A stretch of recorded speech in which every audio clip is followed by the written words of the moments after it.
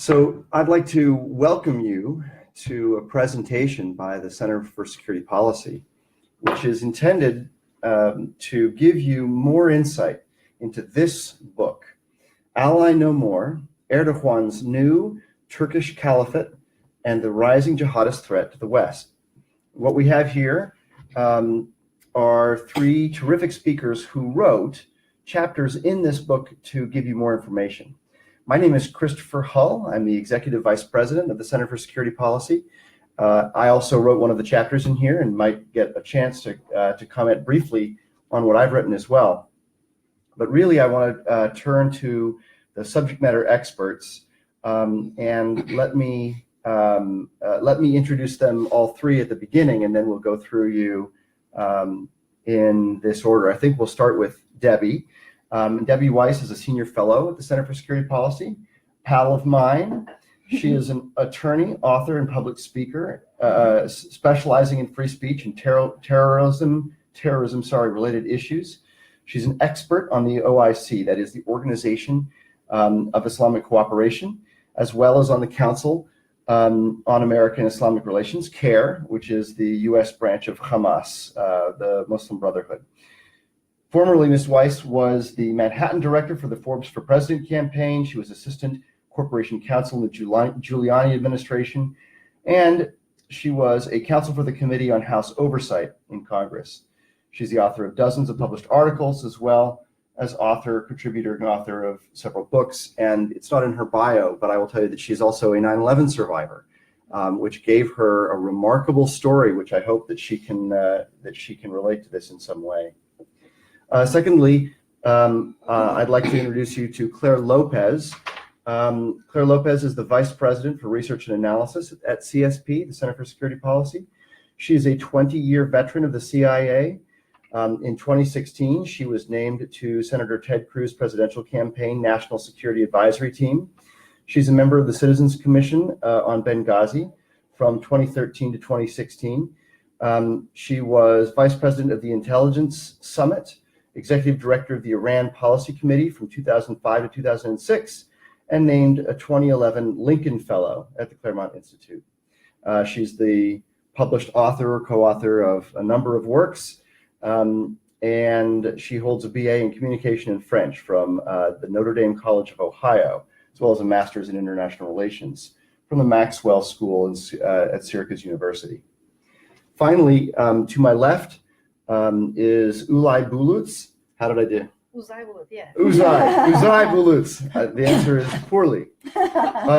She's a Turkish journalist, formerly based in Ankara, but now blessedly working in Washington, D.C., and so more safe. She graduated from a university in Istanbul, which she can pronounce. Boğaziçi. Yes, what she said. In 2007, with a BA in Translation and Interpreting Studies. She holds a master's degree in Media and Cultural Studies from Ankara's Middle East Technical University. And her journalistic work focuses mostly on the Kurdish issue, as well as on anti-Semitism and Turkey's ethnic and religious minorities. So first of all, I'd like to thank you all so much for being here and taking the time to talk with us. Debbie, let's begin with you. Why don't you tell us about your chapter and your research, and appreciate your thoughts. Oh, all right, thank you. I guess I had anticipated being last, but this is good. I'll give a little bit of background about what's going on in Turkey. After the fall of the Ottoman Empire, Turkey was established supposedly as a secular state. And while it's always had some degree of censorship, especially on the issue of Islam, and once the AKP, the Party of Justice and Development, took control of Turkey, and especially starting in 2014, when Erdogan became president, freedom of expression, and particularly press freedom and media freedom, has drastically declined. In 2013 was a turning point for Turkey's history entirely. There was a shopping center proposed for Gezi Park. Gezi Park was a beloved park in Istanbul, and the citizens of the area peacefully protested the shopping mall. They wanted to keep the park. The government responded violently. And in response to the violence, this sparked protest countrywide against the government. Instead of responding in a reasonable way, the government clamped down with more violence. They shot tear gas into the crowds. They shot bullets into the crowds. People were beaten. Some people were raped. And this was obviously an indicator that this government under Erdogan no longer was going to tolerate any political dissent or any free expression. And obviously also freedom of association was in jeopardy. Erdogan labeled the protesters as terrorists or terrorist sympathizers, which they absolutely weren't. So since my chapter is on language, I want to bring attention to the use of the word terrorist. He didn't mean it the way we understand that word in the West. He uses it anytime there's any political disagreements, legitimate disagreements, peaceful protests, or any political opposition. So this was an indicator that we now seen a dictatorship and that democracy has drastically declined there.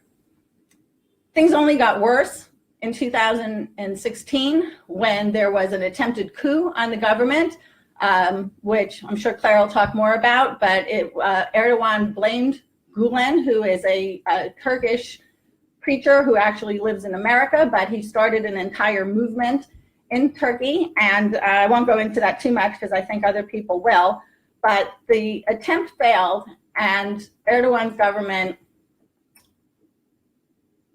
declared a state of emergency.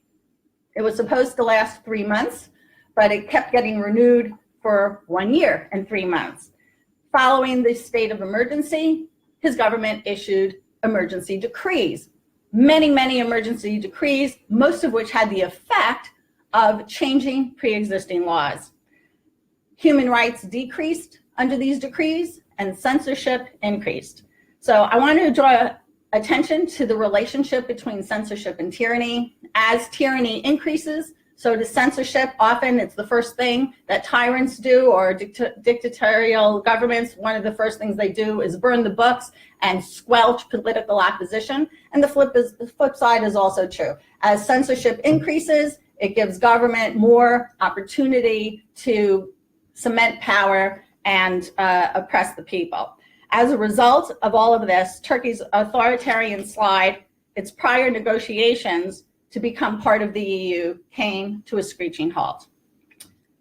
Freedom House, which rates the freedom of different countries and specifically also a freedom of the press, re-rated Turkey. It went from free to partly free to now not free at all, which is the lowest rating that it can get.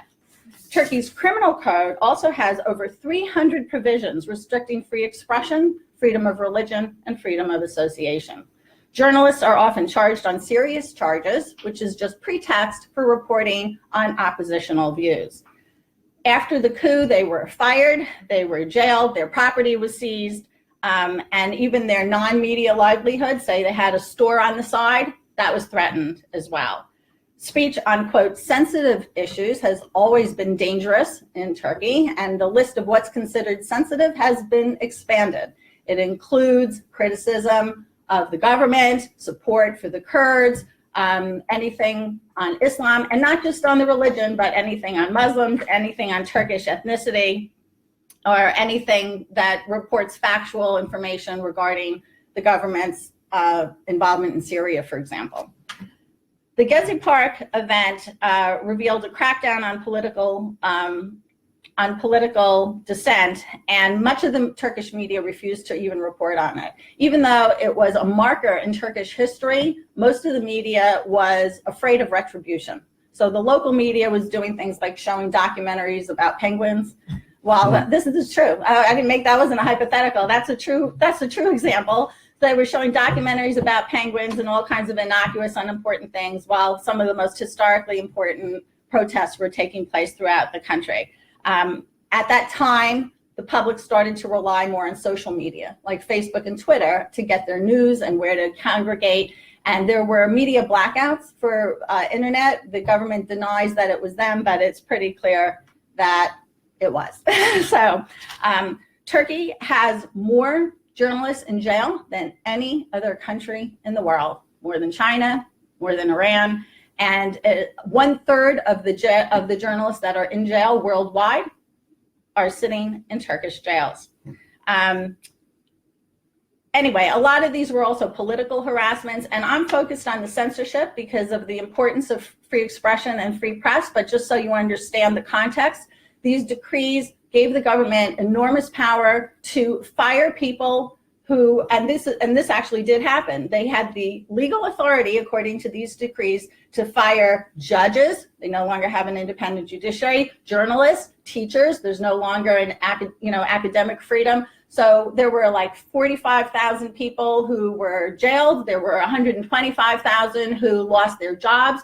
750 journalists lost their credentials. They were revoked, which means they can't go get another job doing the same thing. And what the government did is they seized the property of some of these newspaper outlets, and they gave it to other journalists who were pro-Erdogan. So they basically, you had to be pro-Erdogan and sympathetic to the government to be a journalist. They also enacted overly broad anti-terrorism laws, which seems to be a trend in certain parts of Europe and Russia these days. These were used to prosecute journalists. If you wrote something sympathetic, for example, of the Gulen movement, or if you had a paper, Zaman was the largest political opposition news source in Turkey. If you had any affiliation with it, you were considered a terrorist and you were prosecuted as a terrorist. That paper was seized, and it's totally closed now. The criminal code also penalizes, well, I think I already told you all the things it penalizes. And I want to say, just so you see how bad it is, you can't even make jokes. There's actually somebody sitting in jail now for making some joke. You can't make jokes, you can't make satire. There's another person, a woman who's sitting in jail for putting a photograph on her tweet of a red stiletto on a Quran. Jail, jail, jail. Okay. So then what happened is the right to free expression is not just to say what you want, but to receive information. And as I said, internet became more important as other forms of media were taken. So what happened? Government started clamping down on the internet, shutting down websites. In 2004, it passed a law allowing their telecommunications authority to shut down websites without a warrant, without a court order. Over the years, it's blocked all kinds of social media, hashtags. It has more requests to Twitter to remove particular tweets than any other country in the world by a long shot. Last year, they shut down Wikipedia. That was a big thing because they had asked Wikipedia to remove the entries that talked about their involvement in Turkey and their support for terrorism. And when Wikipedia refused, the government's response was to shut down Wikipedia countrywide in every language, and not just on the issue of Turkey, but on everything. So if you want, to learn, how to care for your pet, I don't know if they have that in Wikipedia, but if they do, you can't find out from Wikipedia if you live in Turkey. Theoretically, Turkey has a constitution that guarantees freedom of expression, but obviously the multiple laws, the anti-terrorism laws, the emergency decrees make all of this really meaningless. And by the way, when they do make the accusations of putting you in jail, they don't necessarily have evidence that that's even true either. So basically, independent media in Turkey is completely gone. Citizens who live there have absolutely nowhere to go to get unbiased, independent news. The free press, which normally would hold the government accountable, operates normally as one of the checks and balances against a tyrannical government, but we don't have a free press there, so that check is also gone. And I'll just give you an example. There was a referendum a few years ago to change the constitution and give Erdogan more power. Now, there were media reports on this, but they were all one-sided. They were one-sided, they were biased. There wasn't really enough news about what the alternatives were. The referendum passed, but you have to assume that it was at least in part because the citizens didn't have all the information. The best defense of freedom is an informed citizenry, and the citizenry in Turkey is not informed. The final thing that I want to draw to your attention is the role that Turkey has played in the Organization of Islamic Cooperation, the OIC, which is 56 UN member states plus the Palestinian Authority. It's the largest voting bloc in the UN, and yet most people haven't heard of it. Turkey was a founding member of it. Its goal is to basically replace the Caliphate. So they came into existence with after the fall of the Ottoman Empire and some burnings in Israel. And their goal, a lot of people think they are the prototype for a caliphate. The Secretary General of the OIC, who headed it, was Ihsanoglu, and he was from Turkey. So from 2004 to 2014, he headed it up. Under his leadership, they enacted a 10-year program of action, one of the major components of which was to combat so-called Islamophobia, which anyone who works on this issue knows doesn't have a definition, and that's on purpose because they just want to sweep everything in with it.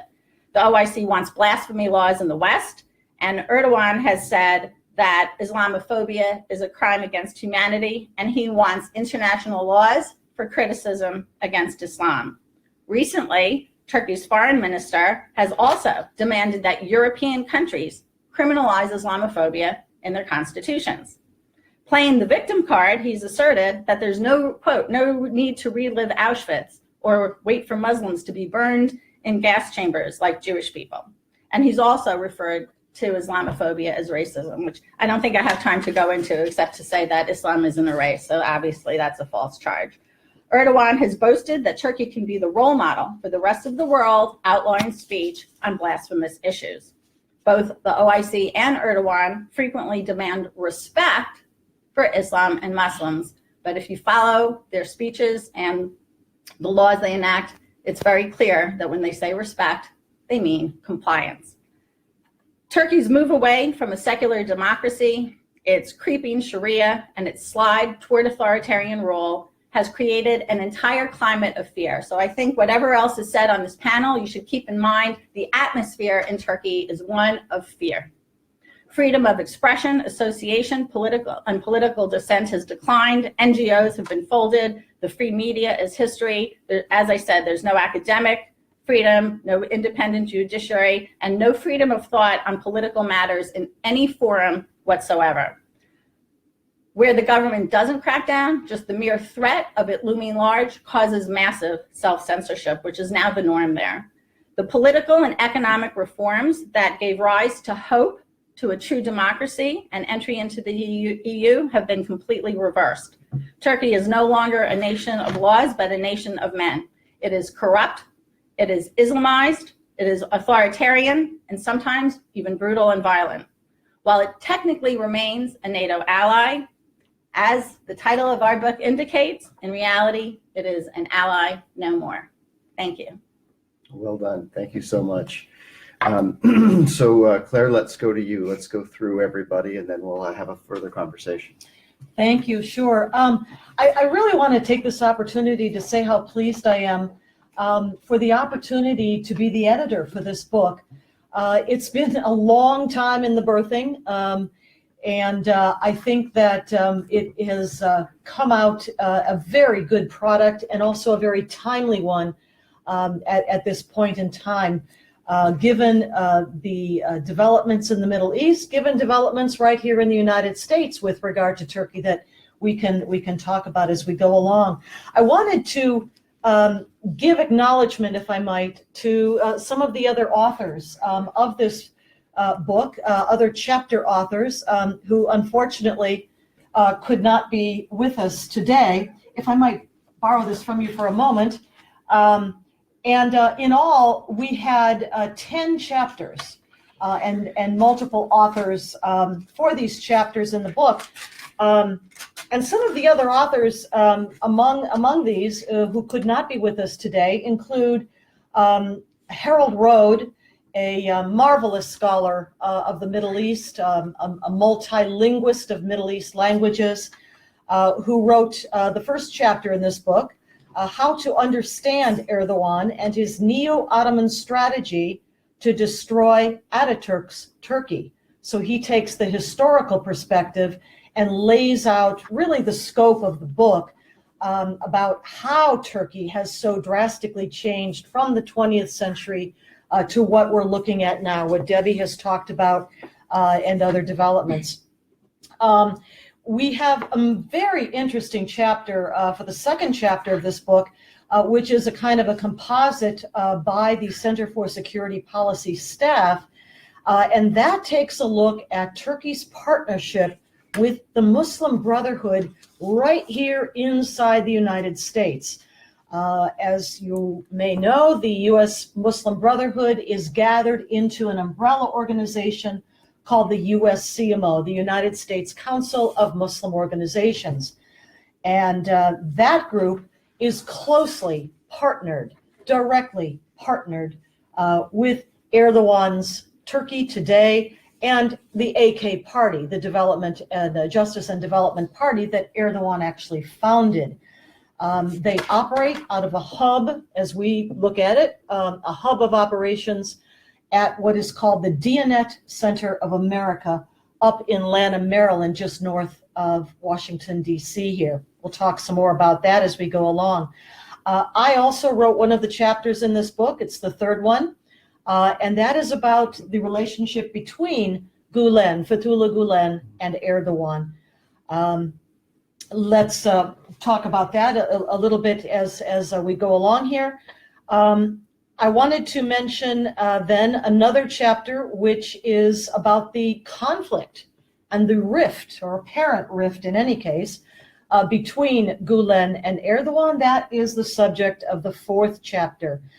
Chris Hall here is the author of our fifth chapter, and I'll let him talk about that, which has to do with the numbers, the large numbers of Turks, migrants, and descendants now living in Europe, especially in Germany. Daniel Pipes wrote us a very interesting chapter about the NATO relationship with Turkey and how that has come under increasing skepticism.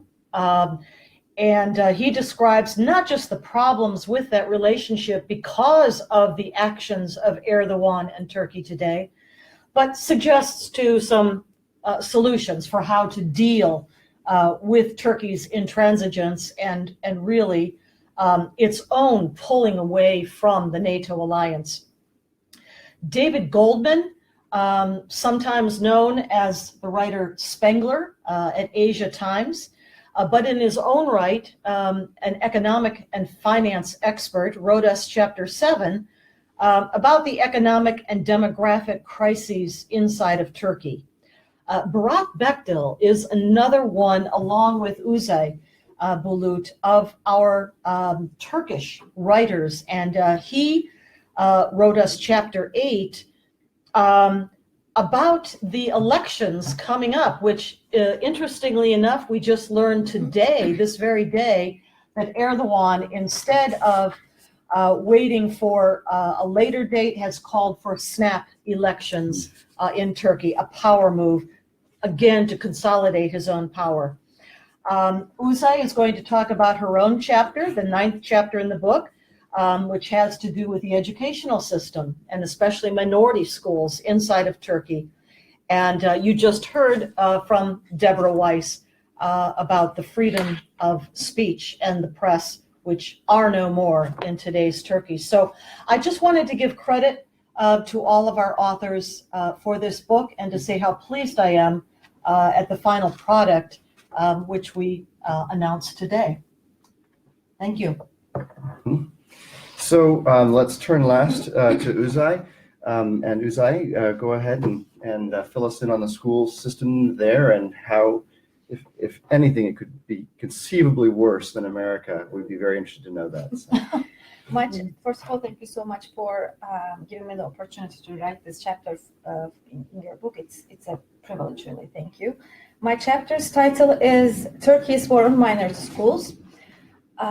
So it's about how Turkey has destroyed its Christian and Jewish and Yazidi and Alevi communities and their schools. So in Turkey, I could say that there are two types of religions. One, which are the first group is religions that are recognized by the government, but are severely persecuted and oppressed, and that are actually on the verge of extinction. The second group consists of religions that are not even officially recognized, and they are Yazidism, the Alevi faith, and Protestant Christianity.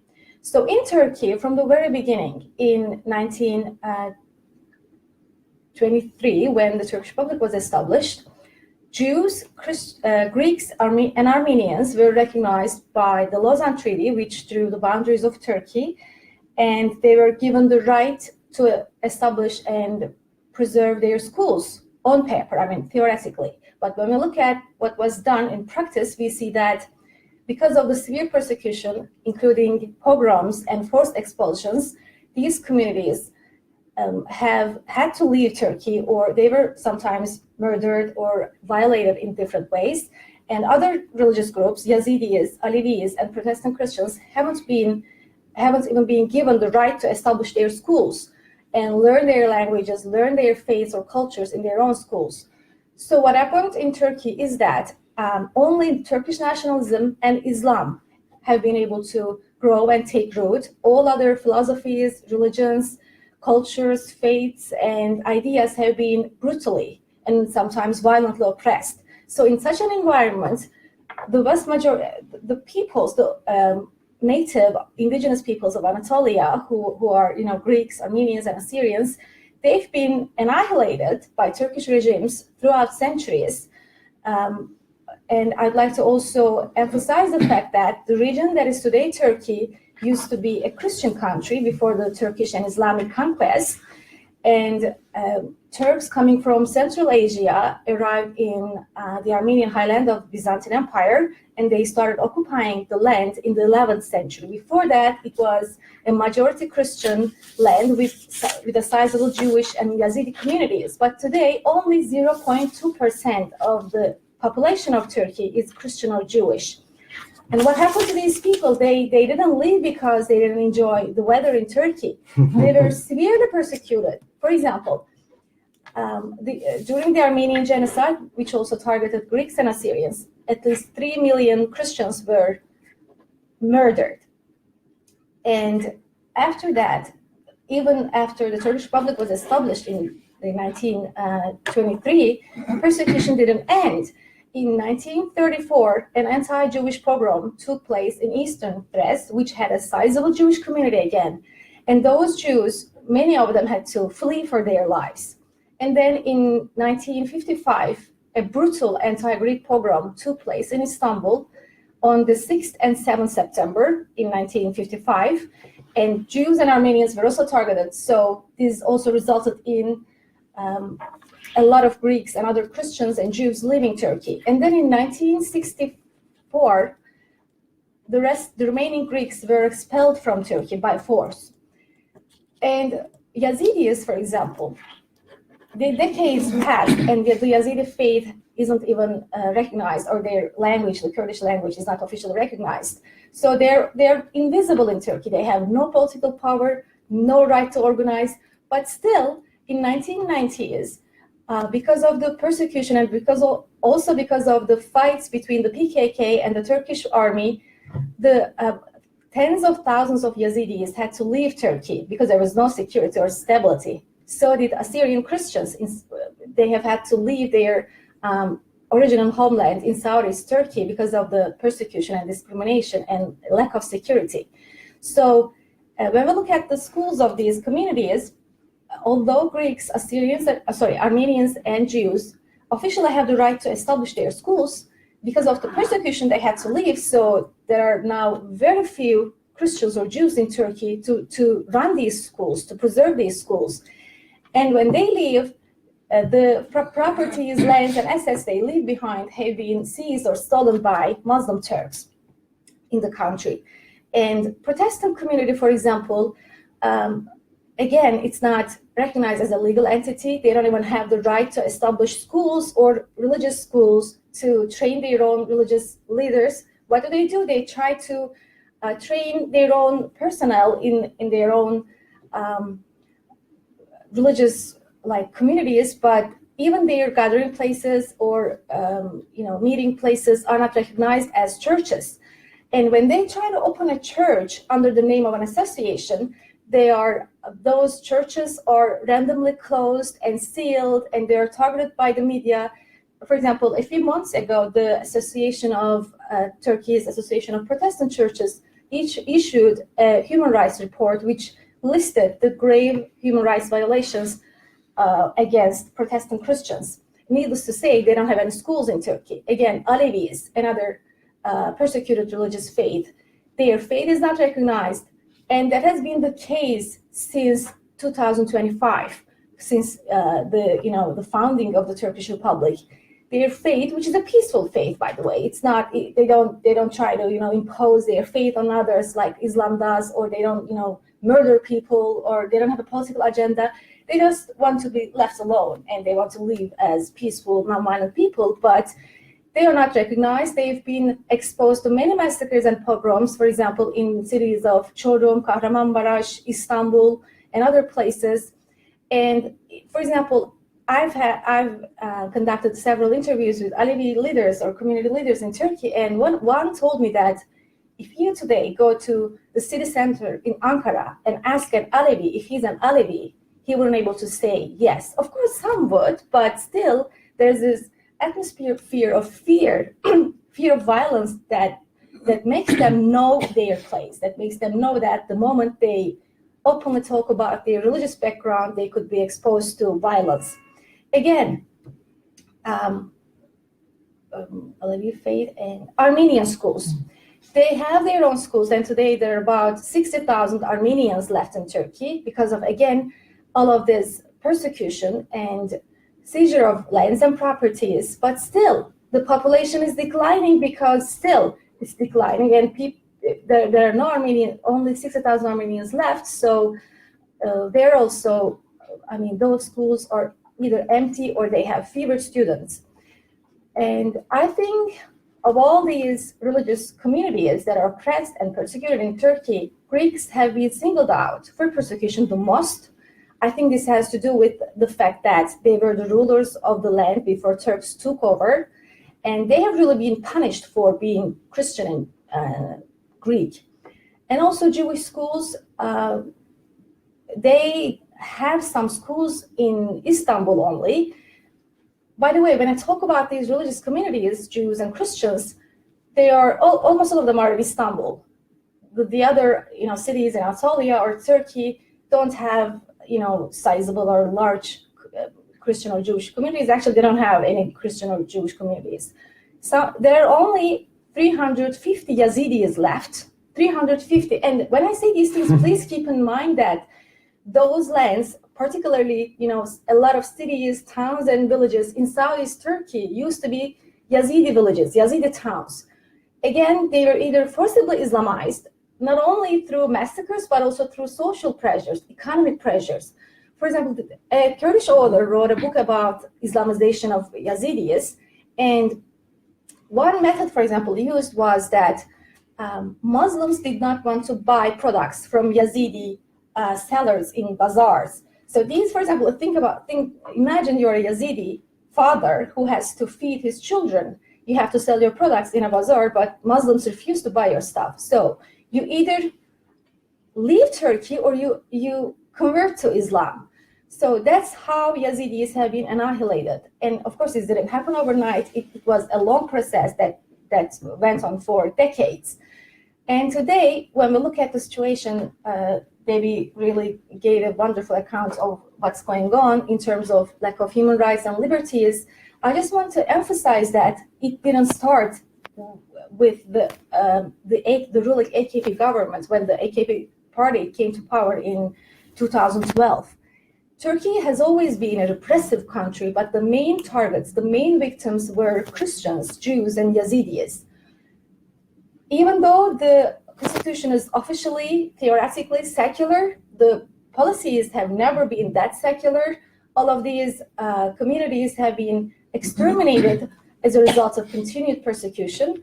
And today, as there are no more Christians or Jews or Yazidis left to persecute, I think the Turkish government is now targeting fellow Turks and fellow Muslims. So, and I think in my chapter, I tried to explain the fact that when Jewish, Christian, Yazidi, and other non-Muslim civilizations and cultures are annihilated And when Islam takes over completely, what happens is Turkey. You end up having a government like Turkey's government.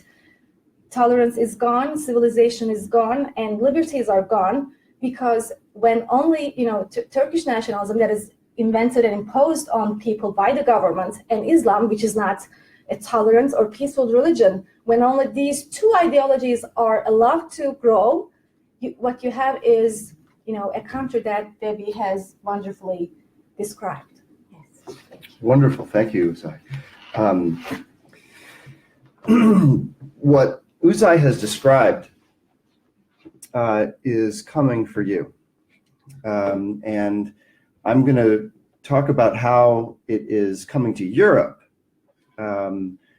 But I'd like, Claire, one of the things that you should talk about before we close is the threat here in America, what Turkey has been doing. So let's close maybe with that. My chapter was called Erdogan and Europe, the Fox and the Hen House. And the argument that I make is basically trying to put the interactions between Turkey and Europe into a historical context. I think that anybody who's been paying attention to the media has seen the interplay between Turkey trying to get into the EU horrified at some of the things that Erdogan is doing, but then in the midst of the refugee crisis, having really no choice but to deal with him in order to stem the tide of mostly Muslim illegal immigrants pouring across the land bridge into Bulgaria and into Greece, and then also across the Med into Greece, as well as, of course, all of the other places where it was coming from. But a very large, a substantial portion of the problem was really coming through Turkey, as really was proven when Erdogan shut off the tap. That showed that he was complicit, directly complicit in what was going on. So I think in order to understand it, we have to remember that in the 1600s, the Ottoman Empire attacked Europe directly, right? So there was an attempt, this basic geographic area, driven by, sort of a Sharia-compliant Caliphate view, tried to conquer Europe. They tried to take the continent over, and there were a number of battles all across southern and eastern Europe. But the most famous was when Jan Sobieski, the king of Poland, arrived at the siege of Vienna, where people were starving to death by that time. He arrived on September 11th. It's a little known fact. He arrived on September 11th, and a couple of at least two, and I think three major defeats for caliphates of various brands have happened on September 11th, and that's why I believe two attacks have taken place on September 11th. So Jan Sobieski shows up on September 11th. September 12th, there's a major battle which included the Polish cavalry. This is really the forces of Christendom descending on the hordes from the Ottoman Empire, which included the largest cavalry charge in the recorded history of the world, before or since. Jan Sobieski personally led it, was in the van, and led, I believe, 20,000 men on horse into this army, which outnumbered them. I don't remember the figure, but it's 5 or 10 to 1. It was dramatic. It was completely outnumbered. They were completely outnumbered. But a major attack, and they broke the siege of Vienna in one day, and saved Europe from the threat of the Ottoman Empire. Really, from that time, there was no real threat until now. And the argument that I make is, it isn't Turkey that constitutes the entire threat from the global jihad movement. I mean, that would be reductionist, of course. But I think that there's a key, both geographic and ideological, role that's being played by Turkey in what is happening inside of Europe right now. And we've all seen the videos of what's happening inside Europe, and it isn't pretty. The increasing rash of no-go zones in which Sharia law is arguably the only enforceable law, which is a matter of hot debate, of course, but is a matter that is commonly referred to by residents who are both Muslim and non-Muslim, by the way. So in any case, this really began a long time before the refugee crisis took place. There were Turks in Europe, especially in Germany, that were welcomed in as part of the demographic challenges that Western Europe was experiencing.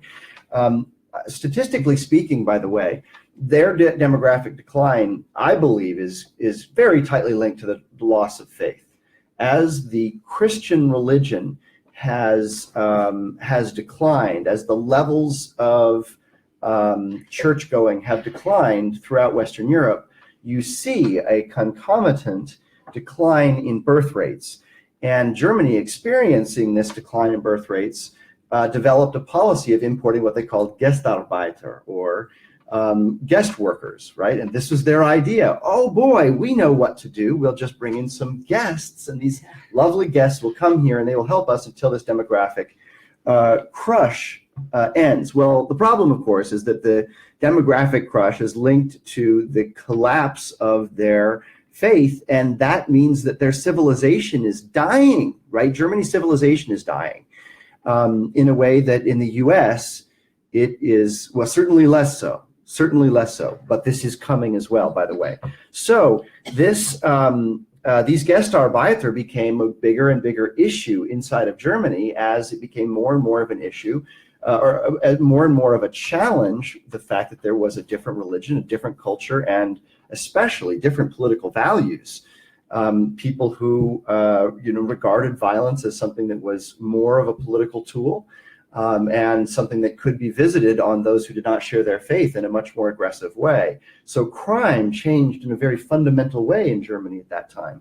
This expanded in Bulgaria, which of course sits right next to Turkey and has a land bridge to it.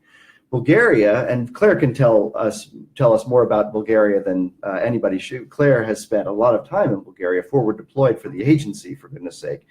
But I can tell you that starting in 2006, a party which was linked, it's a Muslim party explicitly, not my words, theirs, had been started before, had grown rapidly, and entered into the coalition in 2006 with the socialist government. And the socialists, as Claire has informed me, are communists, right? They are the former communists, the same human beings, not just the same ideology. It's the same people as the communists from before the fall of the wall. So the communists and the Muslims have been in charge, running Bulgaria basically for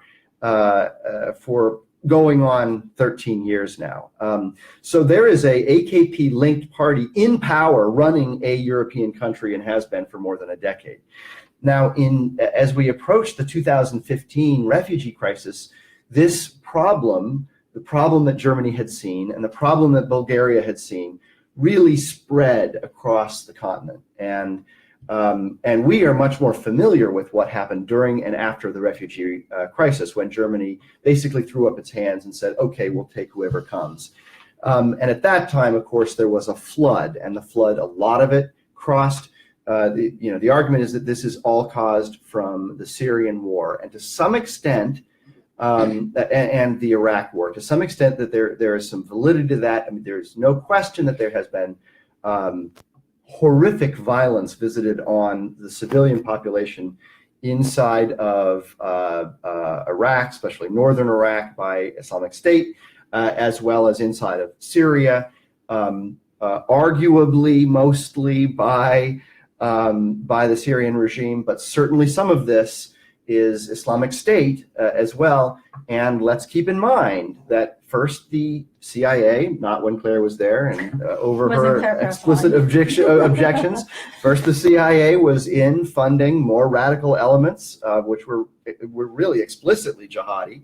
And then the US government went in and tried to find the moderate Muslims and ended up with 50, 54, some incredibly tiny number, right? And then they disappeared, mysteriously. 30 of those disappeared in a single engagement.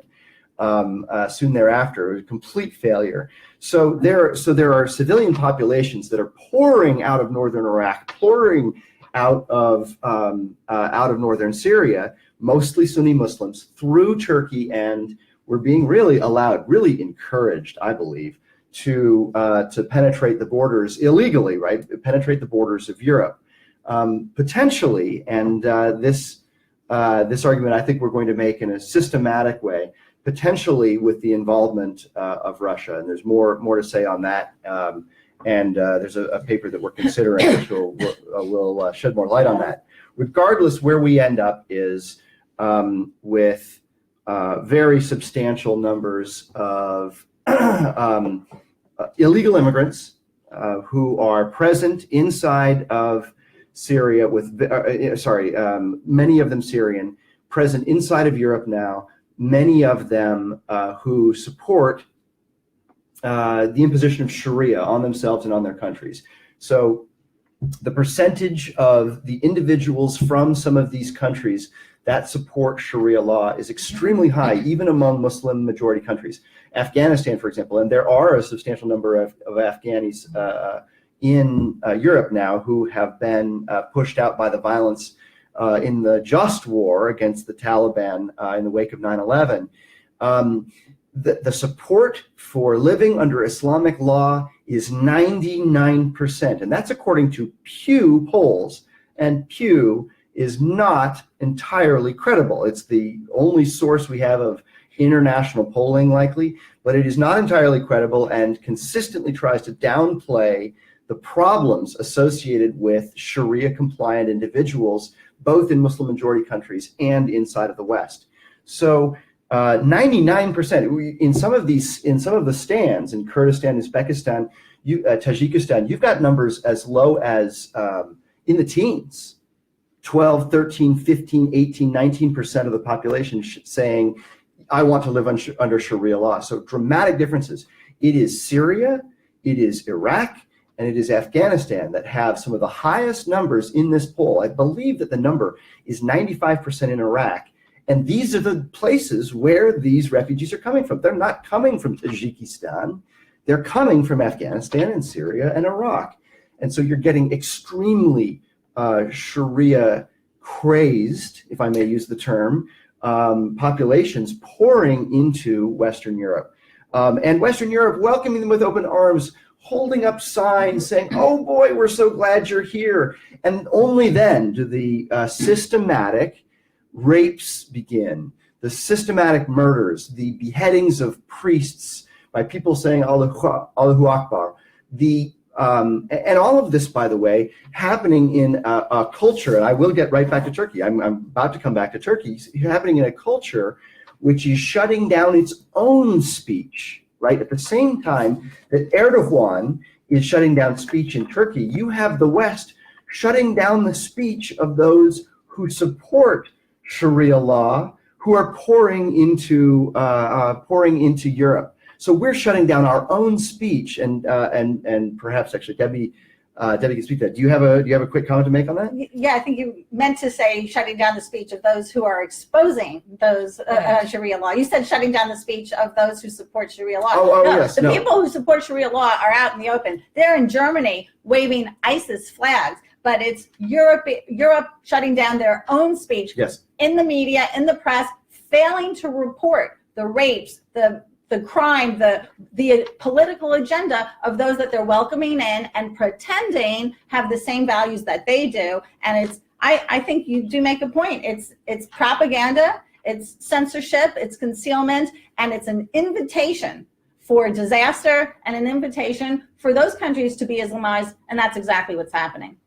Exactly right. And so just in case you think that this is not being done with some sort of a game plan, there are now 5 to 7 AKP-linked political parties operating inside of Europe. So what happened in Bulgaria is going to happen elsewhere. Pew estimates that if large numbers of migrants continue to flow into Western Europe, by the way, I don't know that has stopped, right? Erdogan has actually turned off that tap for now. So it's not clear we're going to get this, but that by the year 2050, 30% of Sweden would be Muslim. And assuming that we are talking about Sharia compliant populations here, that is, that's going to have a tectonic impact on those societies, which are already self-censoring. We already have situations in which conservatives are being deported from the United Kingdom now. I think that the May government should be ashamed of itself for deporting conservatives coming in to talk about the problems that the country faces, because it refused to even talk about it. It refuses to even talk about the problems of having large segments of the society trying to impose Sharia law. You have Germany, which arrested a journalist for posting a historical picture. Michael Sterzenberger posted a historical photo of a Nazi officer shaking hands with the Grand Mufti of Jerusalem. And he was accused of hate speech. He was accused of hate speech for posting a historical photograph and saying, well, this tells you something. Well, it does tell you something. There was a substantial number of, there was a substantial cooperation going on between the Muslim majority countries and the Nazis. And this is a fact. I mean, there is historical, not just photographs of this same Mufti meeting with Hitler. There is video of Nazi officers bowing to Mecca along with the Sharia compliant soldiers in the Allied forces working with the Nazis. So this is a thing, right? And so we have political parties that are getting set up. According to Islamism Map, you have at least 13 major NGOs operating inside of Europe-based NGOs, which are funded entirely by the Diyanet, that is the faith wing of the Turkish government. So these are 13 what are called GONGOs, government-organized non-governmental organizations. These are not non-governmental organizations, though they purport to be. These are front groups. So you have more than a dozen front groups openly operating in Europe. You have political parties that are controlled or at least linked to Erdogan, that are operating and getting votes and in control in some places in Europe. And this problem is going to get substantially worse. And I think that it's very important for Americans in particular to watch what's happening and understand Turkey's role in it, because of what is happening here. And here, I really want to defer to Claire, who can talk, I think, in some detail about what Turkey is doing inside the United States. And this may be the great untold story that comes out in this book, which you should buy. Sure, thanks, Chris. Well, let me mention a quick word or two about the chapter that I authored for this book. It is the one about the Gulen-Erdogan relationship. So Fethullah Gulen is a Turkish Sunni cleric who grew up and spent his life in Turkey, but during a time when the government of Turkey was secular. It was still under the agenda of Kemal Ataturk during the 20th century. But like his mentor, another Sunni Turkish cleric by the name of Said Nursi, Fethullah Gulen opposed that modernization, secularization agenda that dominated in Turkey during the 20th century. And so he attended what were called reading circles or study circles, maybe. These are in-home private meetings of those who opposed that Ataturk agenda for the secularization of Turkey.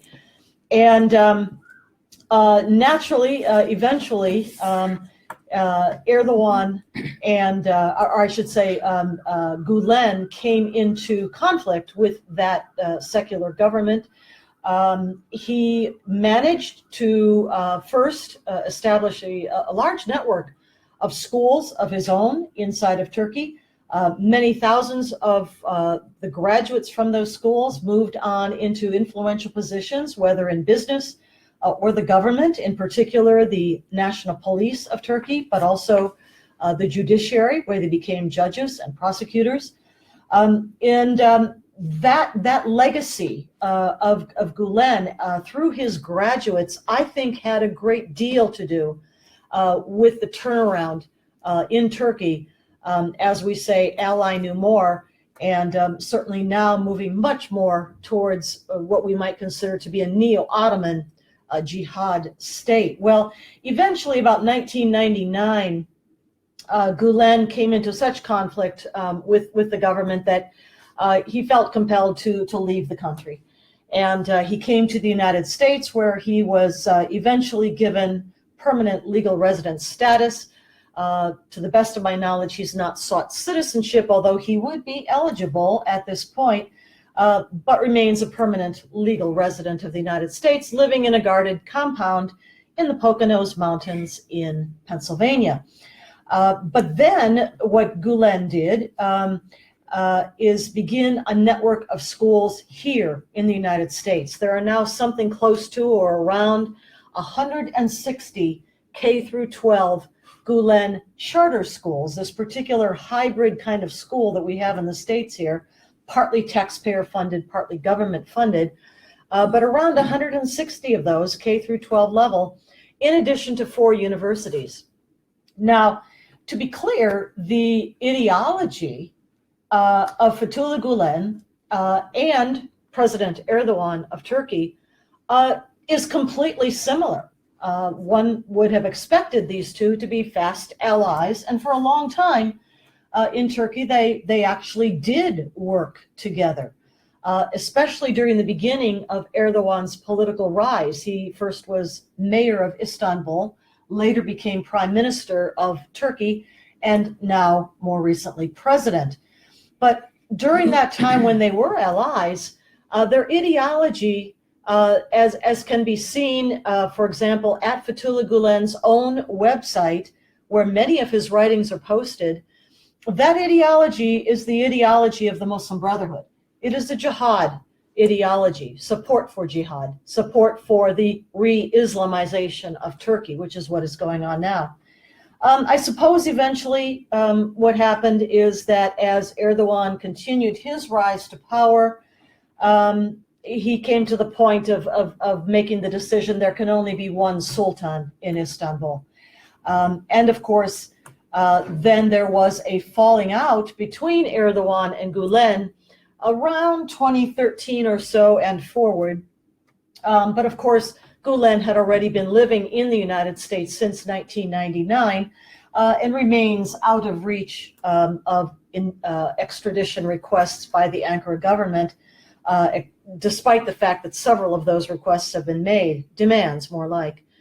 But the rift really became pronounced after the 2016 failed attempted coup d'etat against Erdogan's government in Turkey, which, as the others have mentioned, was blamed conveniently or otherwise, evidence notwithstanding or otherwise, blamed on Fethullah Gulen and his followers.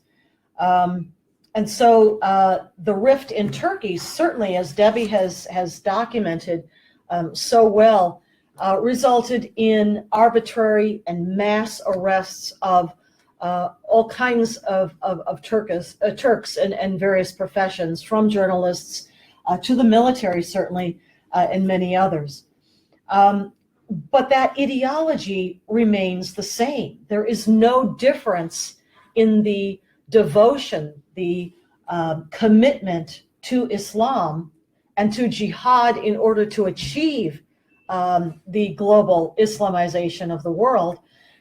No difference in that devotion and to that doctrine of Islam, to Sharia, between Erdogan and Gulen.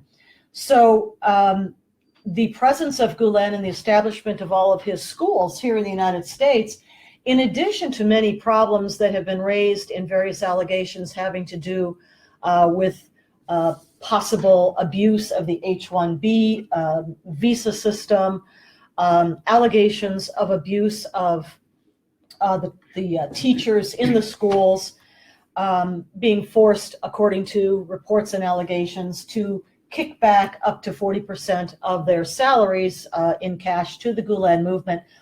All of that notwithstanding, I think that the system of these schools, and they are expanding, there are more and more of them being built, that network is problematic if one looks at what happened in Turkey as a model for what could happen here in the United States. That is, that these schools there contributed to the now full-on rejection of the Kemal Ataturk agenda for modernization and secularization in Turkey.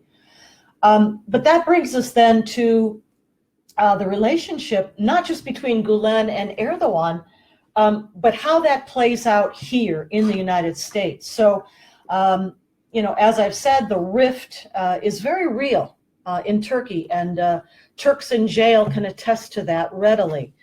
And we expected that when we looked at the Gulen movement and the relationship between Gulen and Erdogan here in the United States, that we would see a similar kind of a rift, a divorce, if you will.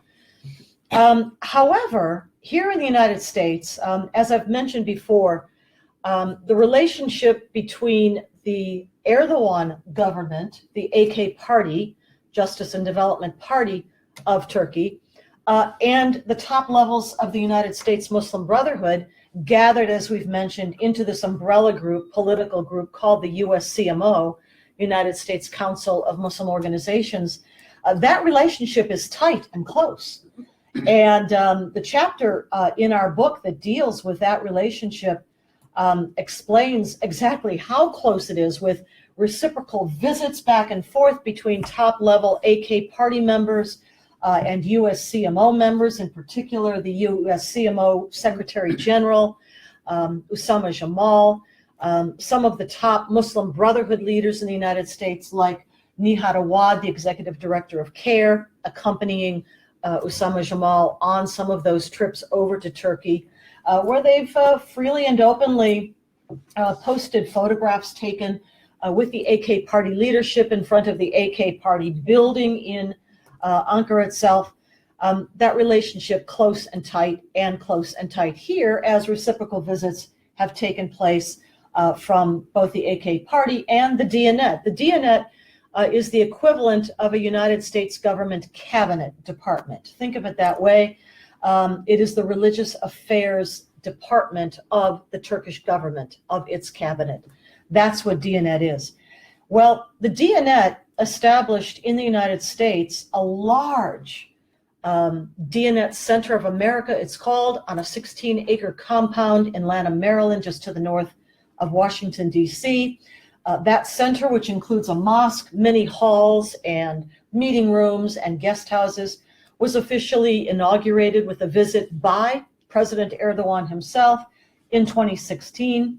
And that center has become a real hub for meetings and for training between the AK Party and the USCMO and its groups, meaning CARE, for example, Adams Center, the Al Dulles Area Muslim Society Center, that's an acronym, Adams Center in Northern Virginia near Dulles Airport. Meetings between them at that Diyanet Center frequently. And one only has to go to the website of the Diyanet Center to see photographs posted there. So we thought that with that close relationship between the Erdogan government, the AK Party, and the United States Muslim Brotherhood, that when Erdogan and the AK Party split so dramatically from Fethullah Gulen in Turkey, that would play out here in the United States as well. But not so. What we have seen instead, and this is contained in my chapter, as well as the one authored by the center staff, what we've seen instead is that at least at local levels, meaning sort of state levels, in particular Florida, I might mention, or Pennsylvania, that at these levels, CARE leadership is still closely working directly with the Gulen movement, appearing at their events, sharing panels with Gulen speakers, and that took us by surprise.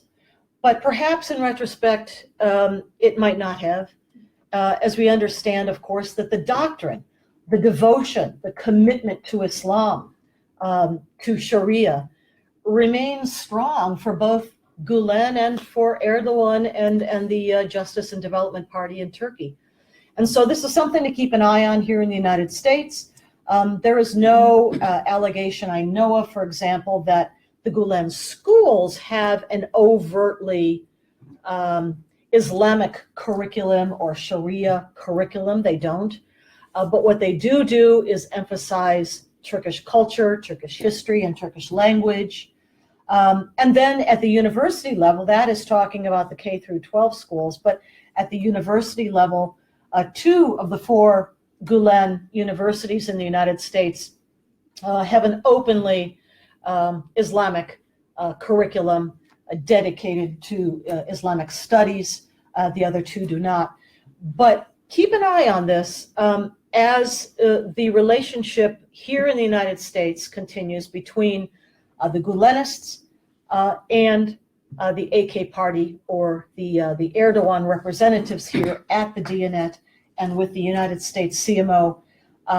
This is something that really bears watching in particular, and I'll conclude with this here, because the Diyanet Center in Lanham, Maryland, is not just the hub of these operational meetings for the Muslim Brotherhood in the United States, between the government of Turkey and the Muslim Brotherhood, openly jihadist organizations operating together on U.S. soil, a nation state.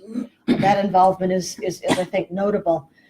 But not just that, but that Diyanet Center has spun off, and I gather is still spinning off, the development and the establishment of several dozen mosques and Islamic centers under its aegis, if you will.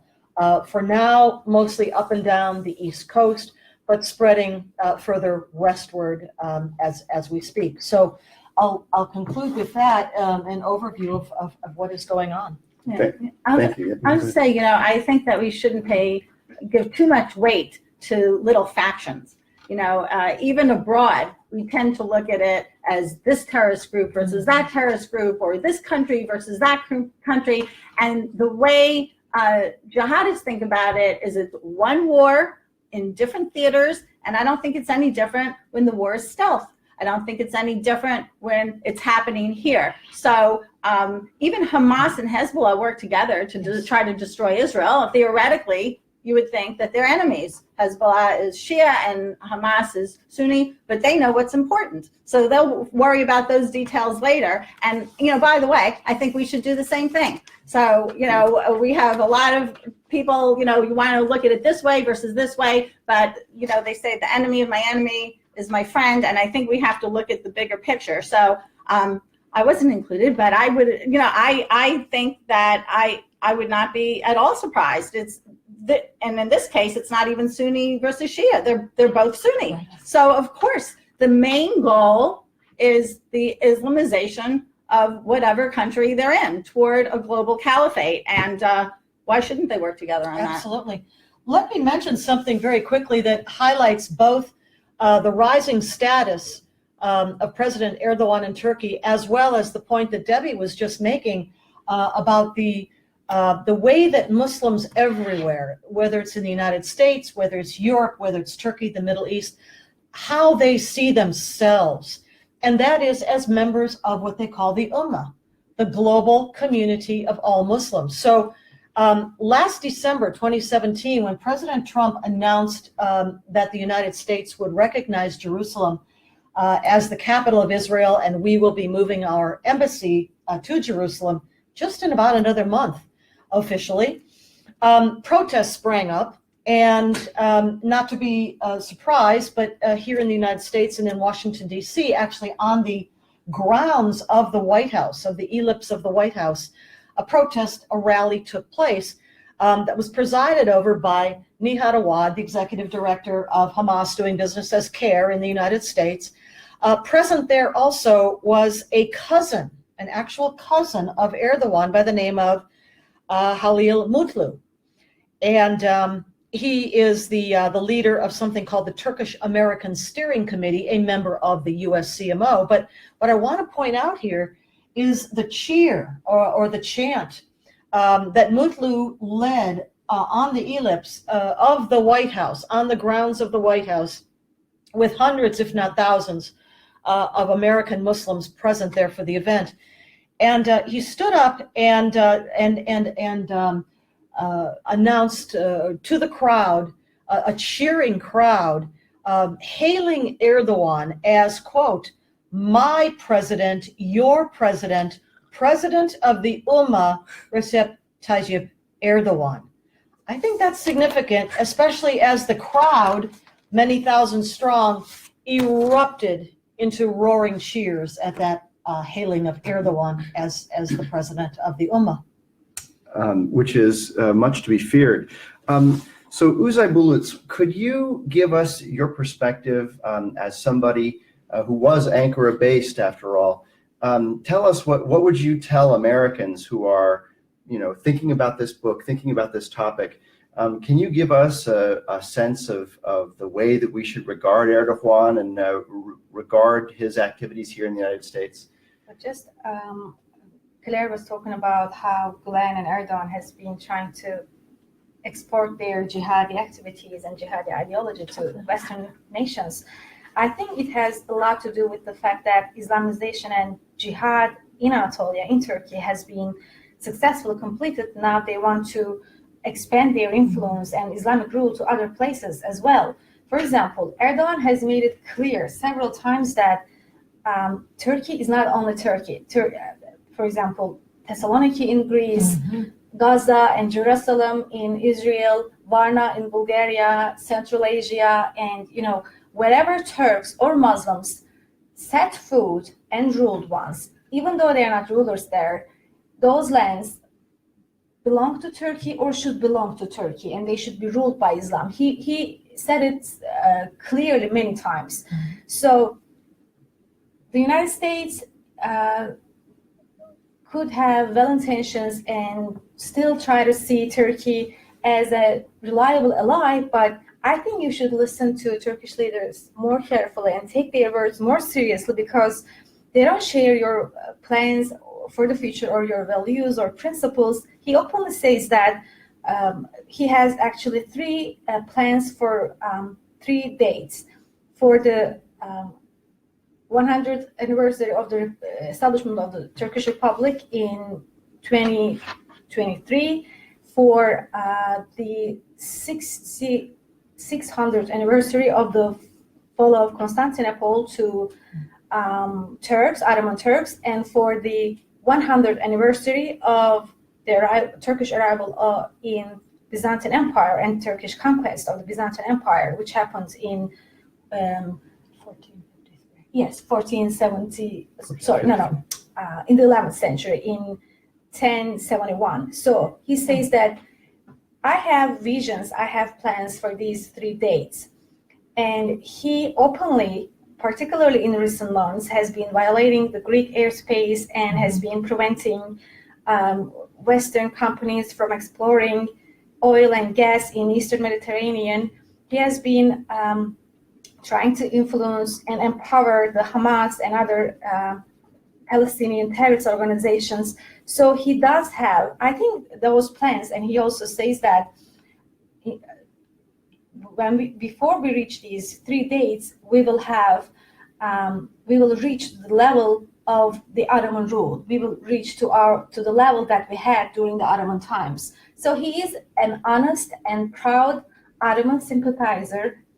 It's clear that he sees himself as the new Ottoman Sultan. I mean, this is not my dream, or I'm not making this up. He says it openly. So I think you need to take his words seriously and see that he is just like the title of this book. He's a lie no more, and the persecution that's going on in Turkey will not remain in Turkey. He also wants to expand it and export it, and have more power in Europe and in the United States. But he's particularly obsessed with Europe, because he even told the Turkish citizens there that the future belongs to you. Europe belongs to you.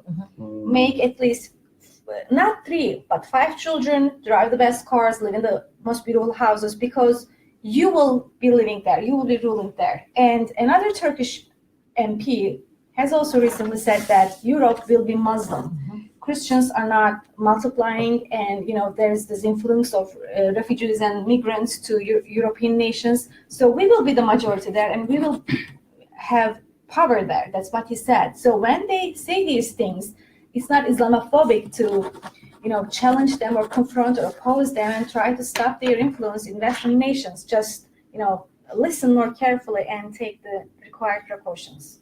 Amen. So let me first of all thank all three of you. Uzay Bulutz, thank you so much for being here, and your insight is particularly valuable as somebody who really understands this in a very personal way. Claire Lopez, thank you so much, and thank you as always for your fierce willingness to tell the truth, and for your expertise on this. And Debbie Weiss, thank you so much for your expertise, your real expertise on free speech, which you apply in so many different ways. We're very grateful to all three of you for having participated in this book and for having joined us here today. The book is called Ally No More, Erdogan's New Turkish Caliphate and the Rising Jihadist Threat to the West. It is released today by the Center for Security Policy. We'd encourage you to take a look and see whether it's something that you would enjoy, and buy it for your friends. Thank you very much for joining us. We appreciate it. And please do what you can to defend freedom here and throughout the West. Thank you so much.